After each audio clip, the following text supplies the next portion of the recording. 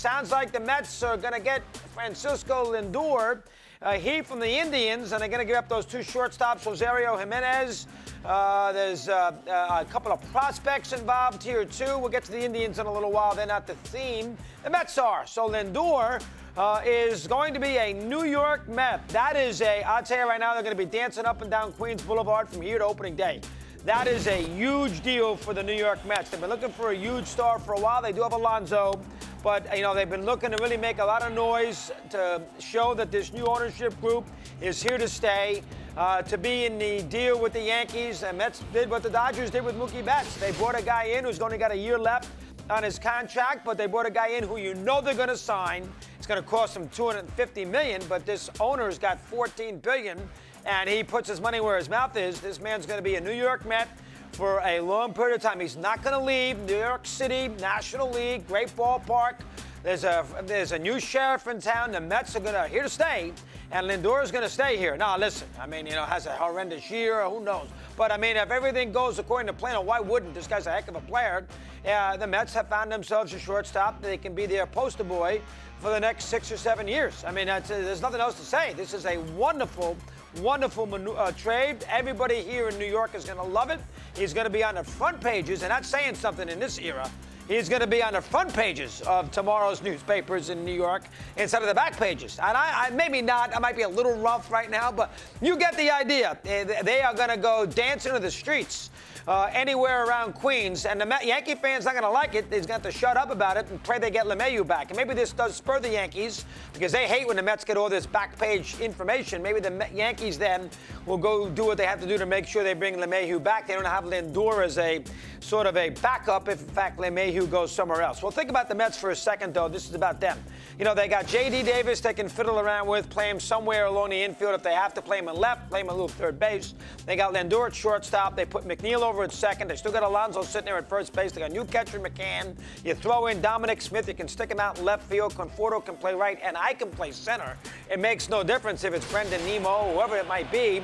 The Mets have enough offense there and enough pizzazz in that lineup where they don't need really another player. And so obviously they can use another pitcher. And let me not forget, Carlos Carrasco comes in this trade as well. Maybe they can use him as their... They really still need a second starter. They got a lot of third, fourth starters. I'm going to leave Syndergaard out for the moment, but they could use really a real, you know, a Robin to Batman. They don't have that. Their pitching is still isn't great, but boy, their lineup is excellent. And I think Lindor is going to flourish in New York City. I think he's going to love it here. The Met fan is going to adore him. He's going to be fun to watch. He's expressive. He's got personality. He's going to hit 25 home runs. He's going to play a magnificent position. He's going to be looked at as a savior. I don't think any Met fan's going to have a problem with that, and I don't think Lindor will have a problem with that either. I think it's a match made in heaven. And I think also, to me, I'm just going on past thoughts here in this offseason. Like McCann and Realmuto, I think the Mets were discussing Springer, and they realized that Springer's asking price is too high, and I think it is. Rendon money, really? For George Springer? I think the asking price was too high, and the Mets said, the heck with it, we'll pivot, and we'll go somewhere else. And I think that's why they went after Lindor. So I don't think Springer right now is in the Mets' plans. I don't think the Mets are going to bring Lindor in, then sign Springer to a huge contract, and then have to pay Lindor $230 million at the end of the year. I don't see the Mets doing that. I don't see them having a $25 million center fielder and a $30 million shortstop. I don't see that myself. Now, I could be wrong, but I think this is the Mets' big Christmas present from the owner, is this guy. And I don't think Springer now, I don't think his option is going to be New York. That's me. That's just first thought. Nobody's talking to me. That's just me as looking at this from a baseball fan. And that's the way they did this with McCann. They obviously talked to Realmuto. His asking price probably way too high. And they said, the heck with it. Let's save a little money, go to McCann. We might get a guy who in the long term a little younger, who might be just blossoming, coming into his prime. And the same thing may have happened here. Yeah, we'd love to have Springer, but he's going to want, $25 million a year for 7 years. We're not going there. 6 years. We're not going there. We can get Lindor in. We get the first year at 18, 20 million. He's younger than Springer. He plays a shortstop position. He's in his prime and everything else. We can usually get a couple more years out of him. Plus, he's a big toy. Yeah, let's go. And he's better than Lindor. He's better than Springer. Let's go out there. We can give him 250. That's my take. So I don't think Springer is coming to New York. But right now, Lindor is. It's a wonderful, wonderful move from a Met perspective. Now, the Indians, listen, I'm not sure what to say. We knew the Indians were going to do this. It's been a cold winter in Cleveland. Obviously, the team, is sort of going to be down in that mid-market, small-market category for a while. They don't draw great anyway. The division has gotten better with the White Sox. Even Kansas City and Detroit are making moves. I mean, Minnesota's Minnesota. The Indians did keep the front office intact. They have an excellent front office, but the Indians now are almost in the way Tampa is, where the MVPs of the franchise are the manager, the GM, and the president. That's almost where you are at the Indians because, listen, Jimenez and Rosario will probably be useful players. Probably a little better than we think, but they're slap hitters. They don't have a lot of presence. You can't sell tickets with them. That's one thing you cannot do. Nobody's going to run when they can sell tickets. Nobody's going to run to downtown Cleveland to see Jimenez play shortstop. That's not going to happen.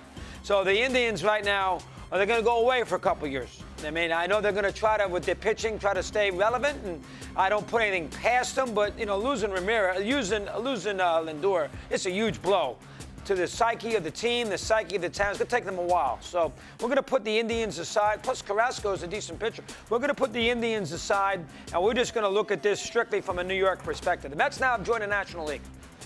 They have sort of been on the periphery of the National League for a long time. They've been sort of a mid-market team. They haven't spent any huge money. They haven't been a go-for-broke franchise. They made some forays into it. Let's not destroy the old ownership too much. They did bring Cespedes in. Didn't work out. They tried Jason Bay. Didn't work out. Tried Santana. Didn't work out. It's not like they haven't tried, but, they didn't always go all in. This guy's going all in. And I'll tell you, he'll be flying on Twitter today. He loves to be in that Twitter.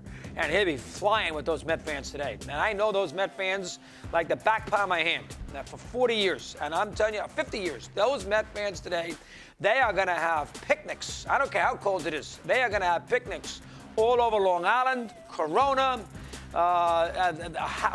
Queens Boulevard, out near Jones Beach. That's Mets country.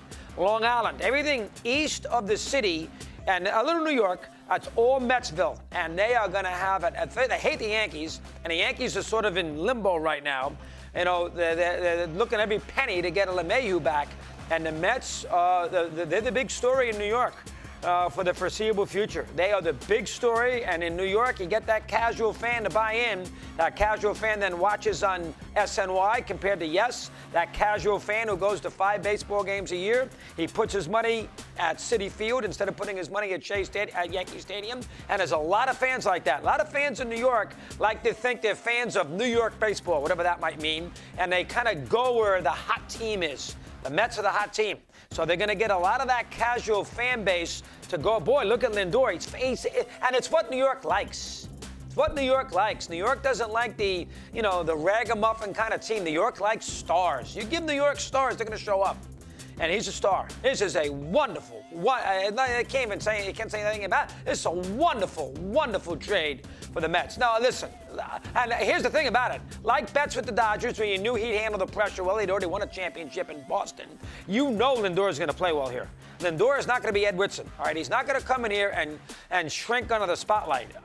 He is going to come here, and he's going to thrive on this. And I love the fact that McNeil, you get him off third base, and you put him on second base now. Forget Cano. He's finished. Forget Cano. You're never going to see Cano with the Mets again. You're going to have, unless it's a DH, possible. But you could have McNeil at second base. You got Lindor at shortstop, and you're sitting here for the next 7 or 8 years with that kind of combination. And McNeil's not Joe Morgan. I grant you. But still, he's a good hitter. And Lindor, and think of that lineup. Oh, my God. Well, I can lead off. I got a lot of ways they can hurt you. Alonso in the middle of it, Dominic Smith. I don't care if he does play left field. Let him drop a couple fly balls. I'll live. I mean, he can hit. You got Alonso at first base. You got Conforto in right. Davis is a useful offensive player. Maybe McCann wakes up and he becomes wakes up. Maybe he thrives on sort of being the guy. There's not a ton of that's another thing. I just thought of it. There's not going to be a ton of pressure on McCann now because now it's all on Lindor. McCann can kind of blend in the woodwork. So if you're worried about McCann dealing with the $40 million contract and he the big acquisition, that's over with. Nobody cares about McCann now. Let him do his thing behind the plate, hit 260, hit 12 homers and 60 RBIs. Everybody will be happy. Ain't not doing anything more than that. You got Lindor. Oh, it's a great move. Great move. The Indians go away.